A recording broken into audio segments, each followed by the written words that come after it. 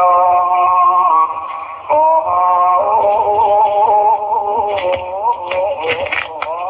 บ่ได้มีอยู่ต้องยังคิ้วเองอ่อนไทยบัดนี้บัดนี้สุดลูกมาเกิดมีแก่เจ้าพวงบ่มีบุญแก่เห็นกฎหมายว่าตัวเป็นสีและนักบวชรู้ว่าก็เรามีน้ำตาน้ำตาโตเนื้อนอง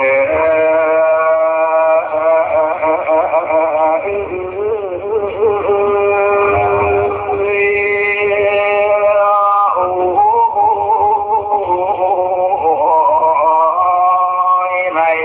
บางน้อยทางเลยลูกมาเขาก็ยอมว่านั่งพญามาขัดไว้เนื้อขาบาลีโพธิสาวาเจ้าจิ้งไข่แต่ยังนำเต้าและขันทีเชื่อว่าจะให้นางมาทีนิสีขึ้นมาดังเก่าพาเวสันตาลาเจ้าเรา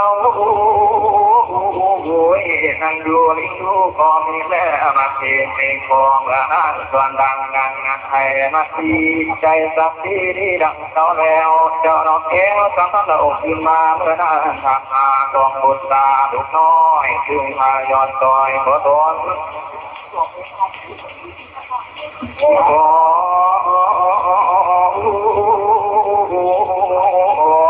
นี่แหละอาคาในกัลลาเมื่อนั้นบรรพาเวรกันตาบางลัทธิจักบอกเราทำอันนี้ตั้งแต่เขาให้แกเจ้ามาทีวาตุนร้องมาที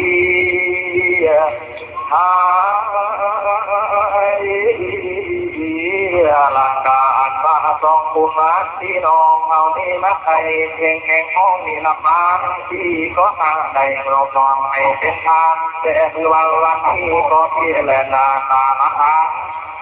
บางการเป็นดวงตาขาวอาเทวาบุตาอันว่าพิโกตรงเตลาโมหิญาส่วนนางแก้วรัตตา